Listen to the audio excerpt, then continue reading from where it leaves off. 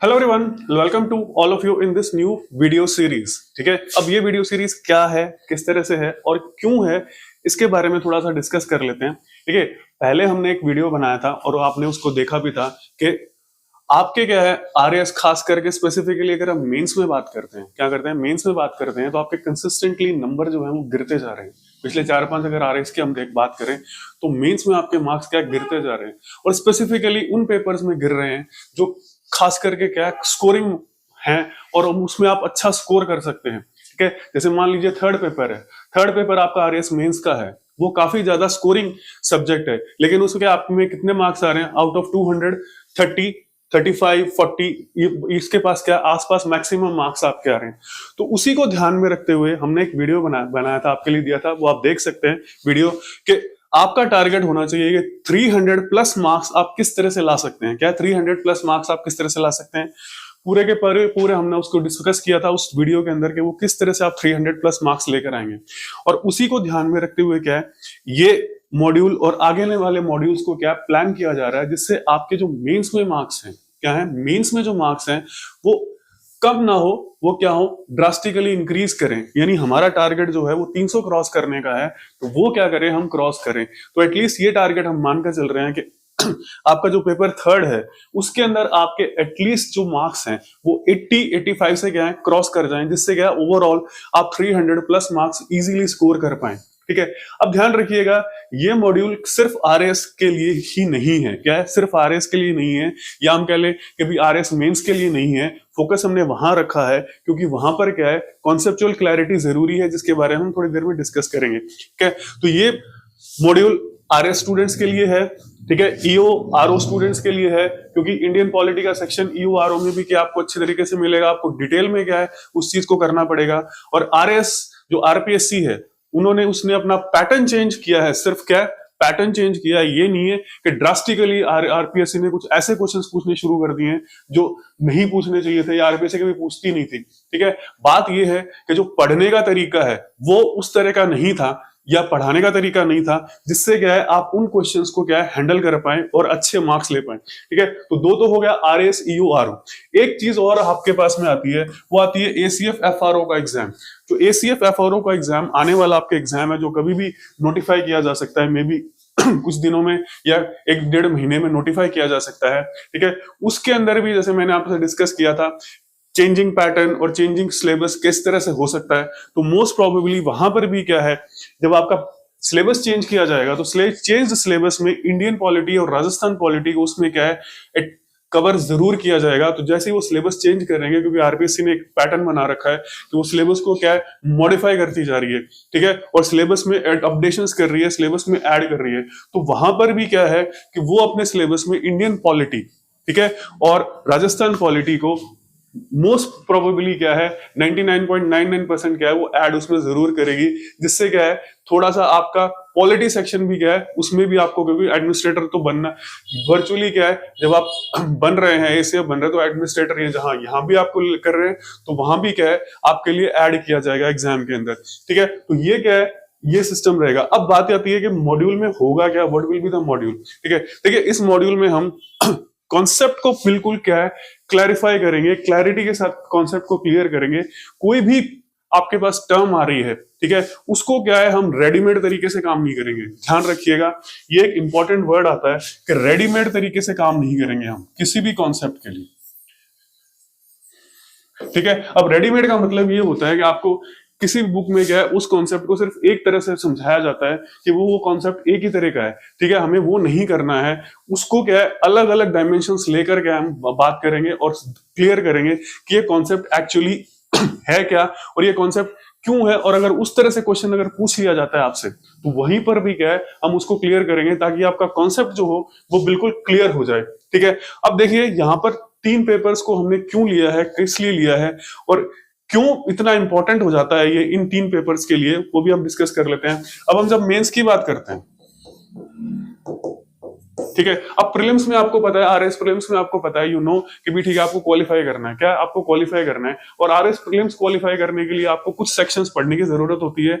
और अगर मेनली आप नोटिफिकेशन के बाद भी नोटिफिकेशन आने के बाद भी अगर प्रीलिम्स की तैयारी करते हैं तो आप इजीली क्या है प्रीलिम्स को क्लियर कर जाएंगे, कोई प्रॉब्लम नहीं आएगी आपको। अगर आप डेडिकेटेड हैं उन 3-4 महीनों के अंदर, अब फुली डेडिकेटेड है तो आप 3 महीनों में क्लियर कर देंगे। अगर आप कहेंगे कि वो 3 महीने में आप कैसे तैयारी कर सकते हैं, तो उसके लिए भी क्या है, I will create a video, पर उसके लिए आपको कमेंट बॉक्स में लिखना पड़ेगा कि उस तरह का वीडियो आप बता दीजिए कि भाई हम सिर्फ और सिर्फ नोटिफिकेशन के बाद, ठीक है, कि आरएस का नोटिफिकेशन के बाद अगर हम प्रीलिम्स की तैयारी करते हैं तो प्रीलिम्स कैसे क्लियर हो सकता है इजीली, ठीक है। तो उसके बारे में हम फिर किसी दिन डिस्कस करेंगे। तो यहां पर क्या है, आरएस मेंस में आपका ज्यादा से ज्यादा आपको क्या पेपर में स्कोर करना है, क्योंकि अल्टीमेटली वो मार्क्स क्या है आपके किस में जुड़ेंगे, रैंक डिसाइडर, और अल्टीमेटली पहला सिलेक्शन होगा, फिर दूसरा क्या है, रैंक डिसाइडर आपके मार्क्स को वो ऐड करेंगे। उसी तरीके से क्या है, जब हम एसीएफ एफआरओ की बात करते हैं, ठीक है, तो जनरल के मार्क्स भी क्या है, आपके जनरल पेपर के मार्क्स आपके लिए काफी ज्यादा हो जाते हैं, इंपॉर्टेंट हो जाते हैं, क्योंकि जितने ज्यादा आप जनरल पेपर में मार्क्स स्कोर करेंगे उतनी आपकी क्या है रैंक ऊपर आएगी और सिलेक्शन के चांसेस जो होंगे ज्यादा हो जाएंगे। और यही चीज क्या है आपके ईओआरओ के अंदर क्या है कैपिटलाइज करती है कि आप जितना ज्यादा स्कोर करेंगे उतना ज्यादा आपका सिलेक्शन का चांसेस जो होगा वो क्या होगा, इंक्रीज करेगा। तो यही चीज को ध्यान में रखते हुए क्या है, ये चीजें इसको प्लान किया गया है। अब बात यह है कि हमारी तरफ से प्लान किया गया है, आप अपनी तरफ से, ठीक है, आप अपनी तरफ से जिस तरह का भी सजेशन इन मॉड्यूल्स के लिए, ठीक है, जिस तरह का भी सजेशन जो है आप अपनी तरफ से देना चाहते हैं कि भी इस मॉड्यूल को किस तरह से, आने वाले मॉड्यूल या इस मॉड्यूल को किस तरह से आगे कंटिन्यू किया जाए, नया मॉड्यूल किस तरह से लिया जाए, तो आप अपना सजेशन आप कमेंट बॉक्स में लिख सकते हैं, ठीक है। तो कमेंट बॉक्स में आप उसको लिख सकते हैं, या फिर आप क्या है, आपको कमेंट डिस्क्रिप्शन में नंबर मिलेगा, आप उस नंबर पर क्या कर सकते हैं, व्हाट्सएप कर सकते हैं, ठीक है।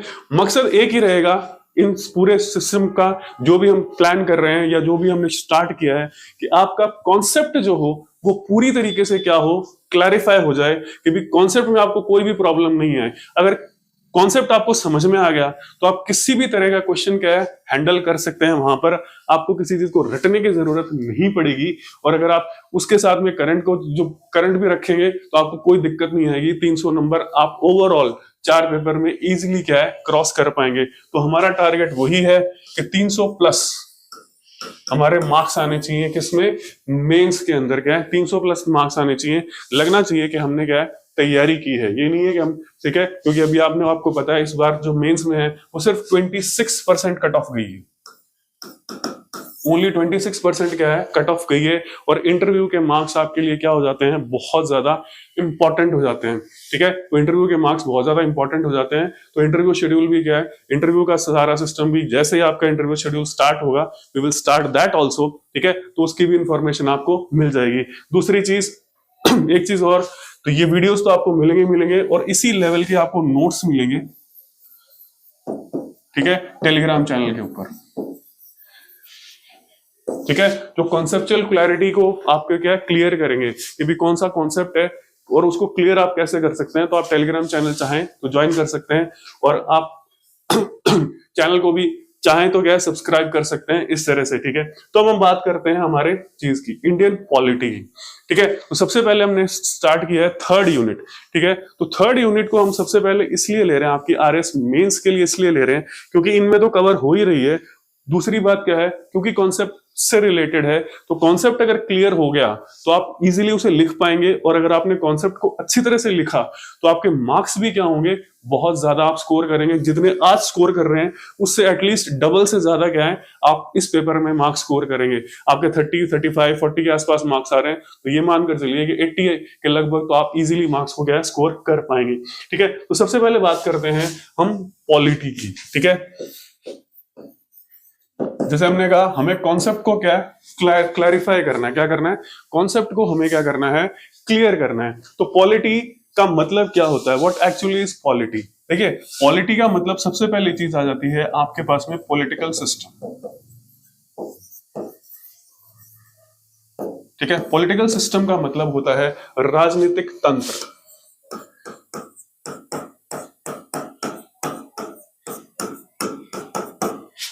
ठीक है। अब राजनीतिक तंत्र क्या चीज है, ठीक है, राजनीतिक तंत्र जो है वो क्या चीज है। अब यहां पर ध्यान रखिएगा, यहां पर राजनीतिक तंत्र जो होता है वो किस पर बेस होता है। सबसे पहले तो बात आती है कि उसका बेस या आधार क्या है।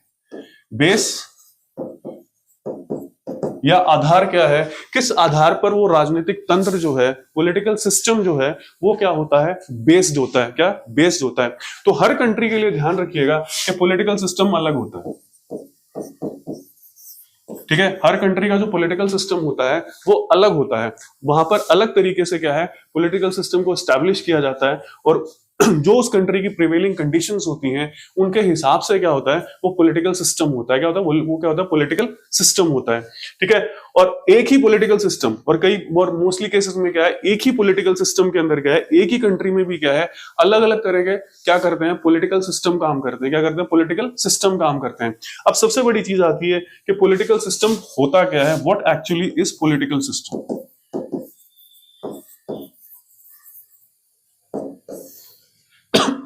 What actually is political system? अब political system हम कहते किसको हैं, ठीक है। जैसे मैंने कहा हमें क्या है, कॉन्सेप्ट को क्लियर करना है। क्या क्या करना है, कॉन्सेप्ट को क्लियर करना है। और यहां पर क्या है, चीज ये है कि आपको एक जनरल आइडिया होना चाहिए। क्या है, आपको क्या होना चाहिए, एक जनरल आइडिया जो कि अवेयर स्टूडेंट के लिए है। क्या है, जनरल आइडिया जो कि अवेयर स्टूडेंट के लिए है। कोई भी चीज आपके सिलेबस में जो है मेंशन्ड है कि भी एक अवेयर स्टूडेंट है आप, मींस एवरेज स्टूडेंट से काफी हाई लेवल पे आपका क्या है, जो लेवल है जिसको हम आईक्यू कह लें या सिलेबस से रिलेटेड जो भी आपका वो जो क्वोशंट लेवल है वो क्या हो, इंटेलिजेंस लेवल हो वो क्या हो, आगे। तो आपको क्या है, उस चीज का कॉन्सेप्ट पता होना चाहिए। ये नहीं है कि हमें पीएचडी करनी है क्या है, ये नहीं है कि हमें क्या है पीएचडी करनी है। हमें सिर्फ क्या है, कॉन्सेप्ट का पता होना चाहिए कि भाई ये कॉन्सेप्ट क्या कह रहा है, किस तरह से कह रहा है। अब यहां पर ध्यान रखिएगा, हम बात कर रहे हैं सिर्फ और सिर्फ अभी पॉलिटिकल सिस्टम की। क्या बात कर रहे हैं, पॉलिटिकल सिस्टम की। क्योंकि किसी भी कंट्री में क्या है, बहुत सारे सिस्टम्स होते हैं। किसी भी कंट्री में क्या है, सोशल सिस्टम होता है, यानी जिसको हम सामाजिक तंत्र बोलते हैं। क्या बोलते हैं, सामाजिक तंत्र बोलते हैं। अब यहां ध्यान रखिएगा, सिस्टम जब हम बात कर रहे हैं तो हम क्या बात कर रहे हैं, तंत्र की, ठीक है, तंत्र की, यानी एक स्ट्रक्चर की बात कर रहे हैं। स्ट्रक्चर यानी संरचना की बात कर रहे हैं। किसकी बात कर रहे हैं, हम बात कर रहे हैं एक संरचना की बात कर रहे हैं। क्या बात कर रहे हैं, संरचना की बात कर रहे हैं। हम यहां इसको ऑर्डर नहीं लिख रहे हैं, ठीक है, जिसका मतलब होता है व्यवस्था। हम बात ऑर्डर की नहीं कर रहे हैं, हम बात कर रहे हैं स्ट्रक्चर की, ठीक है। मतलब स्ट्रक्चर उसके अंदर किस तरह का होता है, जो क्या करता है, कंट्री को रन करता है। हम उस पॉलिटिकल सिस्टम की क्या है बात कर रहे हैं। तो इसी तरीके से हम बात कर लेते हैं। तो ये मेरे आई थिंक ये आपको क्लैरिफाई हो गया कि हम किसकी बात कर रहे हैं, स्ट्रक्चर की बात कर रहे हैं, कि क्या स्ट्रक्चर है जो क्या करता है, कंट्री को रन करता है। इसको अपनी डिटेल में बात करेंगे। तो किसी भी कंट्री में क्या होता है, पॉलिटिकल सिस्टम होता है, इकोनॉमिक सिस्टम होता है,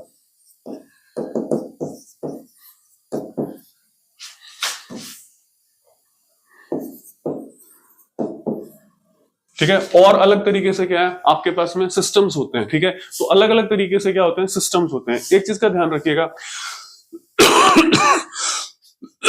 सॉरी, एक चीज का ध्यान रखिएगा कि इकोनॉमी का मतलब आर्थिक तंत्र, सामाजिक तंत्र और पॉलिटिकल तंत्र यानी राजनीतिक तंत्र। एक चीज यहां इंपॉर्टेंट है कि यहां पर क्या है, कोई भी सिस्टम जो होता है वो आइसोलेटेड काम नहीं करता। क्लियर है, वो क्या करता है, आइसोलेटेड यानी अकेले में काम नहीं करता, ठीक है। अकेले में क्या करता है, काम नहीं करता है। वो आपस में क्या है, एक दूसरे से जुड़ा हुआ होता है। और एक तंत्र या एक सिस्टम जो होता है वो किसको क्या क्या करता है, दूसरे को क्या करता है, प्रभावित करता है। क्या करता है, दूसरे को प्रभावित करता है। तो ये एक चीज इंपॉर्टेंट आ जाती है इन किसके बारे में सिस्टम्स के बारे में, किसके सिस्टम्स के बारे में, ठीक है। तो पॉलिटिकल, तो हम बात कर रहे हैं पॉलिटिकल सिस्टम की, किसकी, पॉलिटिकल सिस्टम की।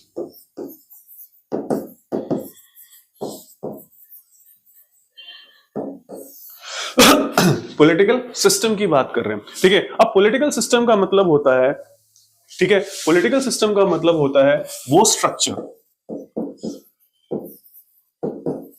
ठीक है, वो स्ट्रक्चर जो कंट्री को क्या करता है, किसी भी कंट्री को एज पर लीगल लॉज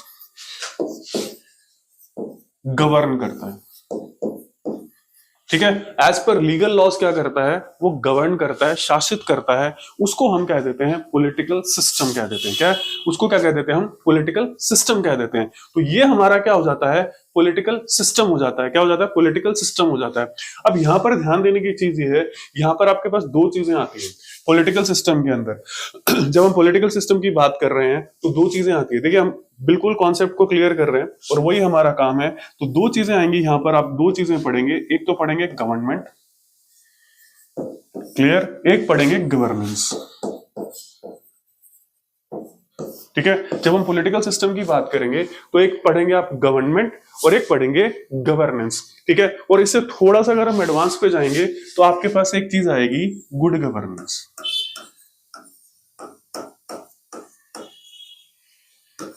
ठीक है, तो ये चीज आएगी। ठीक है, इसको हम आगे वीडियोस में कॉन्स्टिट्यूशन से भी रिलेट करेंगे। ऐसी बात नहीं कि हम कॉन्स्टिट्यूशन से रिलेट नहीं करेंगे, पर हमें क्या है, कॉन्सेप्ट को पहले क्लियर करना है, फिर जो टेक्निकलिटीज हैं, ठीक है, फिर जो टेक्निकलिटीज हमारी हैं, जो फैक्चुअल चीजें हैं, उनसे क्या करेंगे, हम इन्हें रिलेट करेंगे। ठीक है, तो अब हम बात कर लेते हैं सबसे पहले कि भी गवर्नमेंट जो पॉलिटिकल सिस्टम होता है उसके अंदर क्या है, गवर्नमेंट, गवर्नेंस, और ये दो चीजें क्या होती हैं। ठीक है, अब देखिए गवर्नमेंट का एक्चुअल में अगर हम बात करें तो इसको अगर हम जनरल टर्म्स में बात करें, ठीक है, जनरल टर्म्स में बात करें तो इसका मतलब होता है एक कंट्रोलिंग अथॉरिटी।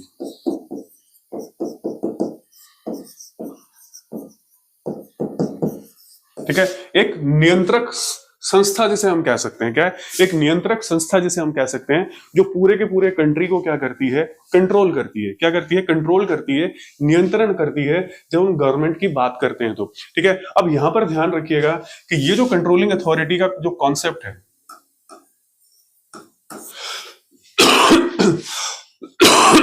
जब हमने सोशल सिस्टम की बात की, जब हमने इकोनॉमिक सिस्टम की बात की, क्या की, सोशल सिस्टम की बात की, जब हमने इकोनॉमिक सिस्टम की बात की, तो वहां भी क्या है, कंट्रोलिंग अथॉरिटी होती है।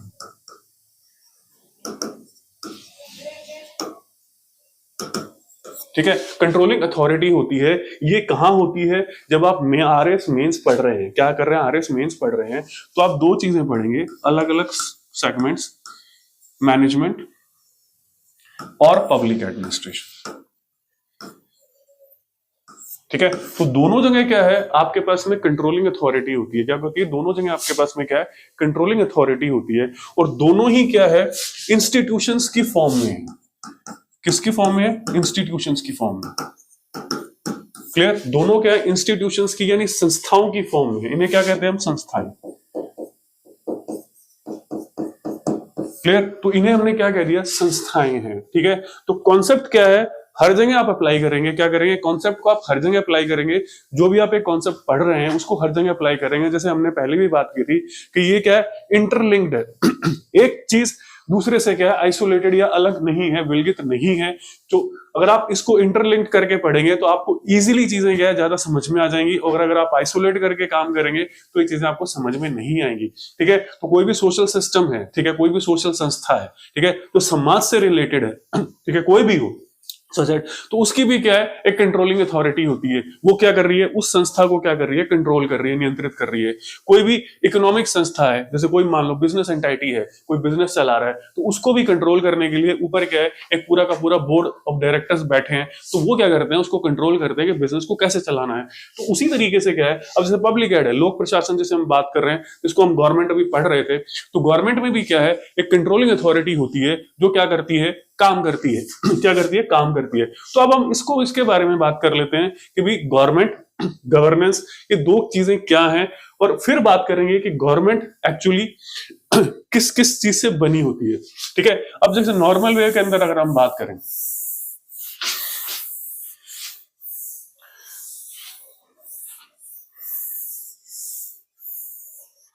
ठीक है, तो नॉर्मल वे के अंदर बात करें तो हमने कह दिया कंट्रोलिंग अथॉरिटी।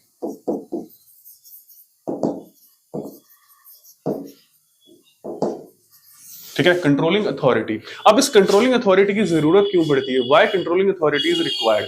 तो ये सबसे पहला क्वेश्चन आता है कि वाई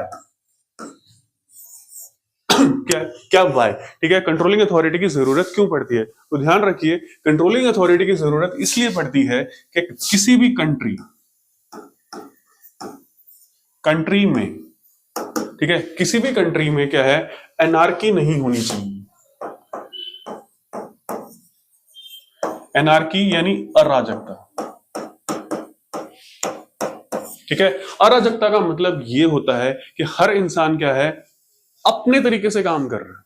क्या कर रहा है? अपने तरीके से काम कर रहा है। वो किसी के बारे में सोच नहीं रहा है, जो उसको अच्छा लग रहा है वो कर रहा है, चाहे उससे दूसरे को नुकसान हो रहा है या फायदा हो रहा है, उसे कोई मतलब नहीं है। ये जिसको हम क्या देते हैं, नॉर्मल वे में क्या देते हैं, जंगल राज। क्या कहते थे? जंगल राज, यानी जिसके पास ताकत है वो कुछ भी करने की पावर रखता है, ठीक है। तो उसको हमने क्या कह दिया, अनार्की, जिसको हम कहते हैं जिसकी लाठी उसकी भैंस, ठीक है। तो वो चीज ये नहीं होनी चाहिए, दैट शुडंट बी देयर, ठीक है। यानी हर इंसान के पास में क्या है, एक डिसेंट अधिकार होने चाहिए और उस अधिकारों के कोई भी क्या उस उल्लंघन नहीं कर रहा है। तो इस तरह का जो सिस्टम होता है, यानी जो कंट्रोल कर रही है, उस अथॉरिटी को हम क्या कह रहे हैं, गवर्नमेंट। उस अथॉरिटी को हमने क्या कह दिया, गवर्नमेंट कह दिया। क्या कह दिया? गवर्नमेंट।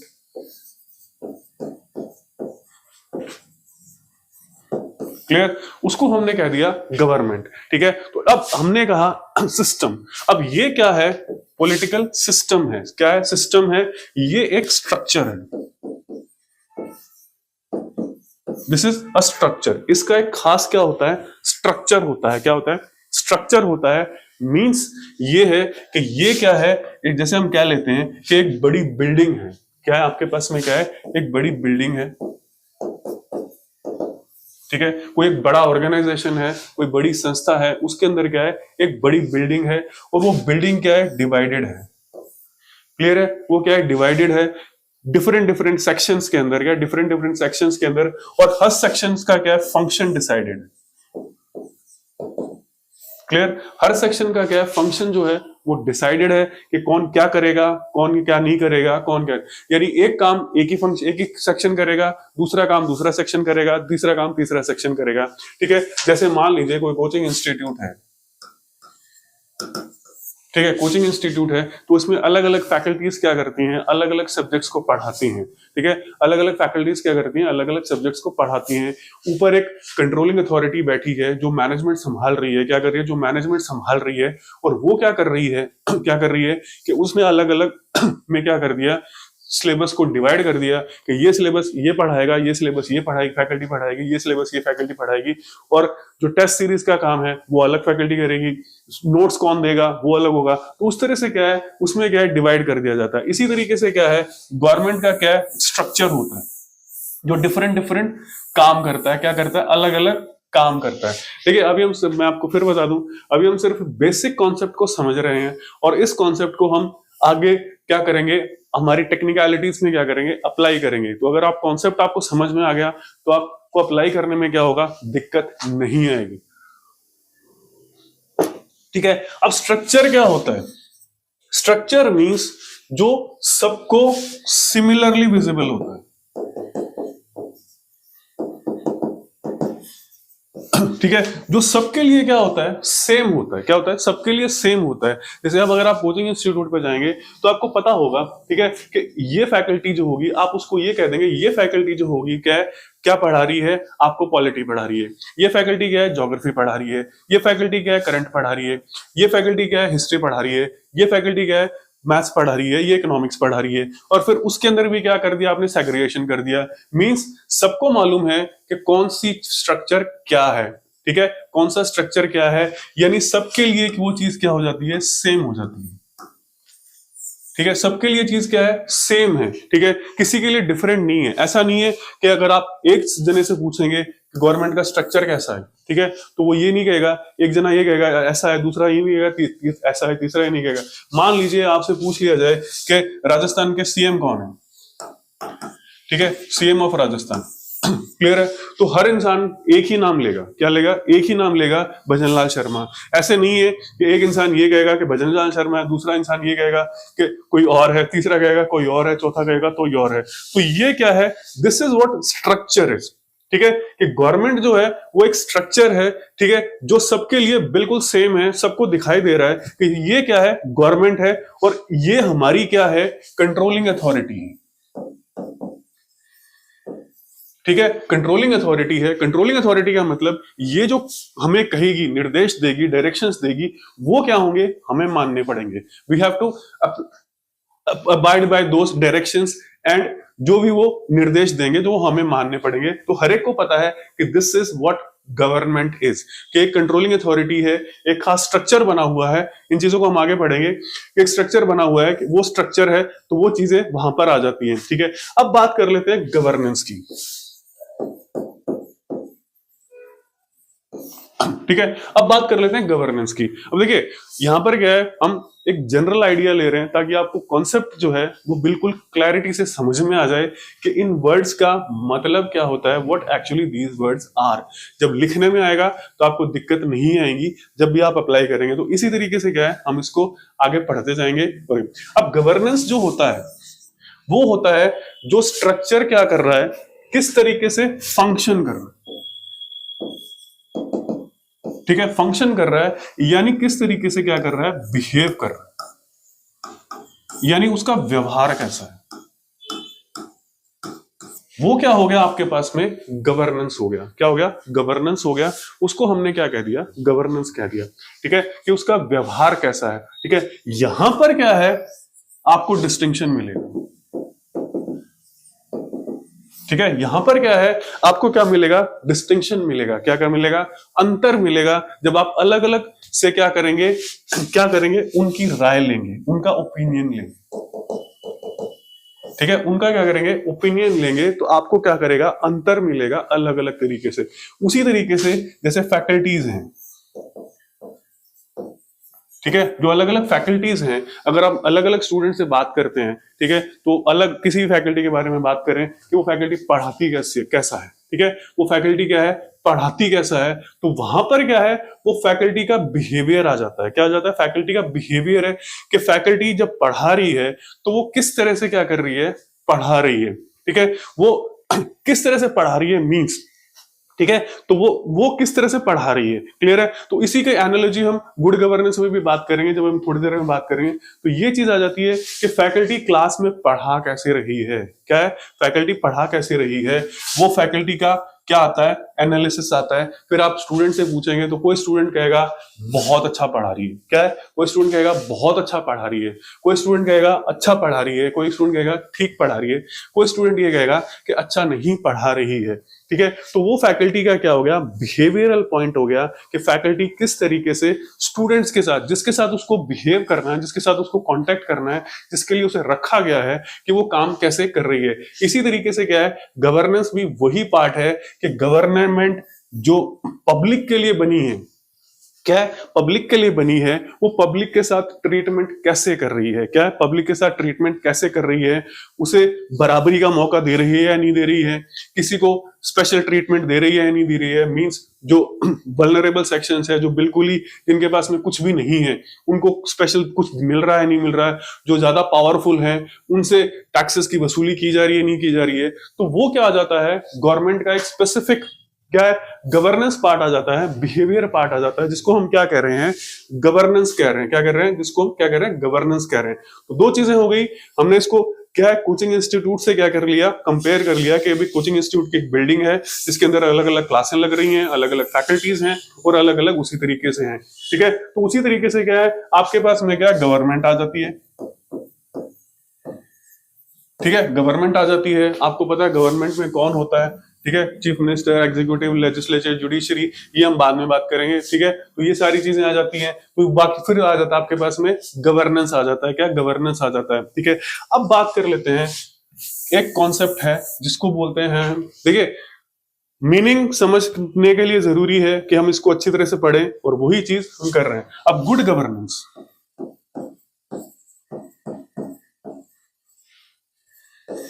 ठीक है, अब क्या है गुड गवर्नेंस, ये 3 टर्म्स हमारे लिए काफी इंपॉर्टेंट है, क्योंकि ये क्या है, पॉलिटी का बेस है। क्या है? पॉलिटी का बेस है। इन्हीं चीजों पर क्या है, सारा का सारा पॉलिटिकल सिस्टम क्या है, डिपेंड करता है। फिर आगे आगे जितनी भी चीजें आपकी होंगी तो वो आप काम करेंगे।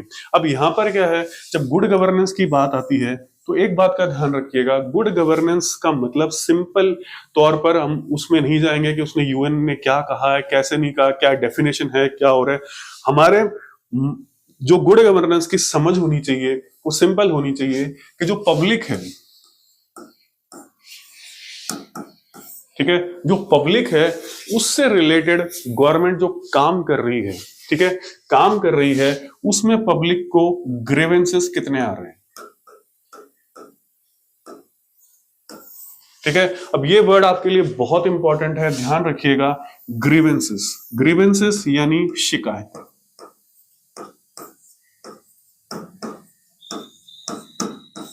शिकायतें कितनी आ रही हैं पब्लिक को। जब गवर्नमेंट बिहेवियरल पार्ट पे आती है, क्या करती है, व्यवहारिकता में आती है, ठीक है, चुनाव के बाद में क्या है, अब जैसे आज ही बिहार में क्या वो काउंटिंग हो रही है, क्या हो रही है, काउंटिंग हो रही है, तो एक गवर्नमेंट बनेगी, ठीक है, गवर्नमेंट बनेगी। अब वो गवर्नमेंट जो है वो पब्लिक के साथ किस तरह बिहेव कर रही है, व्यवहार कर रही है, कानून कैसे बना रही है, किस तरह से उसको इंप्लीमेंट कर रही है और कर रही है, उस गवर्नमेंट के बिहेव से जनता को कितनी शिकायतें हो रही हैं, क्या हो रही हैं, कितनी शिकायतें हो रही हैं, पहली बात तो, ठीक है, पहली बात कितनी शिकायतें हो रही हैं, क्लियर है। और दूसरा, अगर कोई शिकायतें हो रही हैं तो उनका निवारण कितना जल्दी हो रहा है,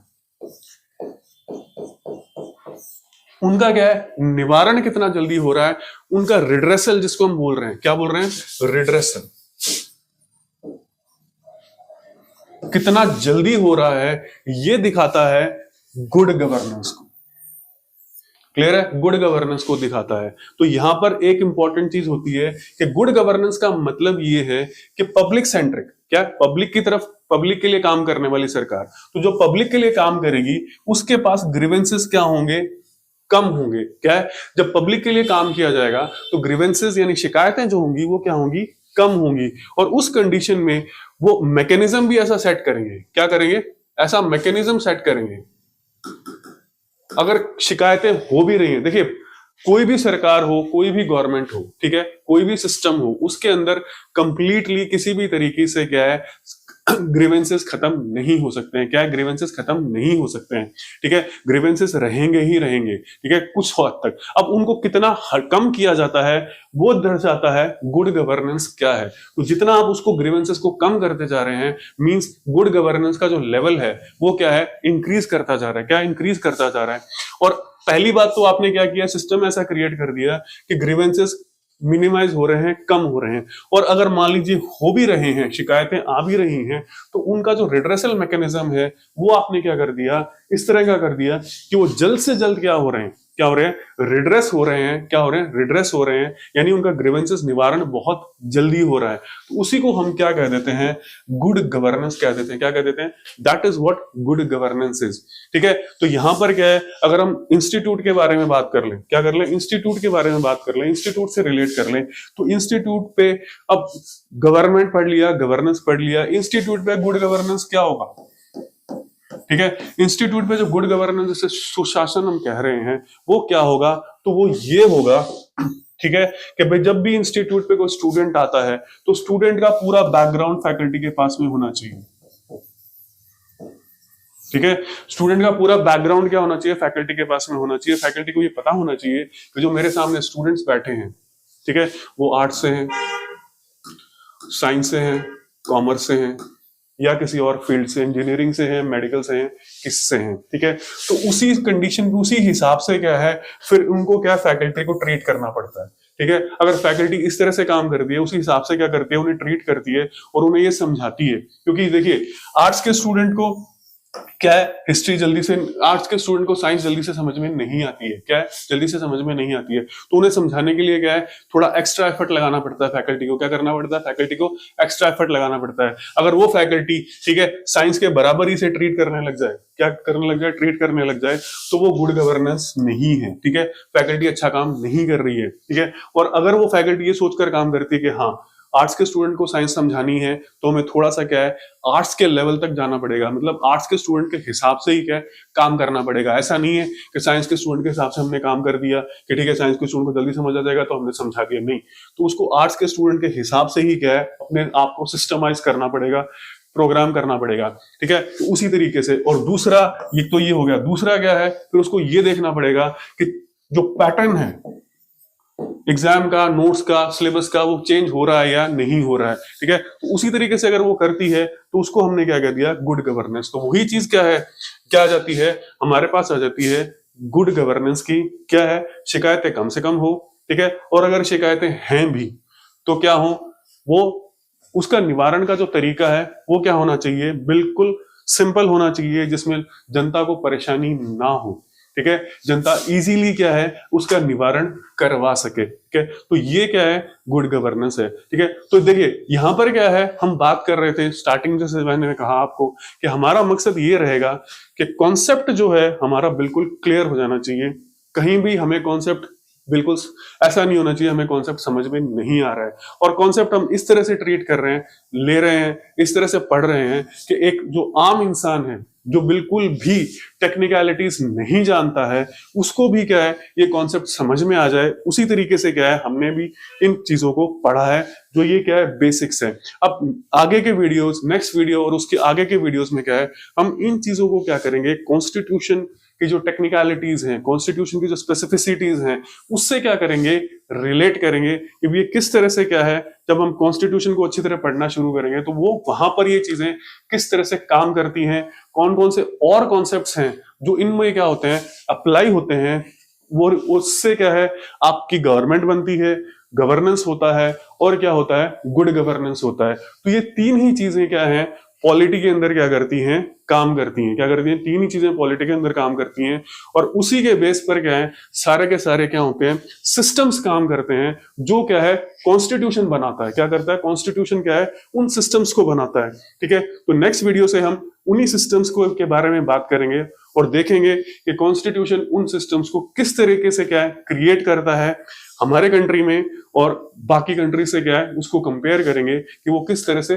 कॉन्स्टिट्यूशन काम कर रहा है, और सिस्टम्स जो हैं वो किस तरीके से क्या है काम कर रहे हैं, और वो गवर्नमेंट, गुड गवर्नेंस और गुड गवर्नेंस से किस तरह से वो संबंधित हैं, रिलेट कर रहे हैं, और कौन सी चीज कहां पर फिट हो रही है, गवर्नमेंट में फिट हो रही है, गवर्नेंस में फिट हो रही है, या गुड गवर्नेंस के पार्ट में क्या है फिट हो रही है। तो ये चीजें क्या है हम आगे वीडियोस में कवर करेंगे। तो आज के वीडियो में इतना ही, मकसद यही है हमारा इस पूरी वीडियो सीरीज का कि आपके कॉन्सेप्ट जो हो वो बिल्कुल क्लैरिफाई हो जाएं और आपको कॉन्सेप्ट में किसी भी तरह की कोई दिक्कत नहीं आए।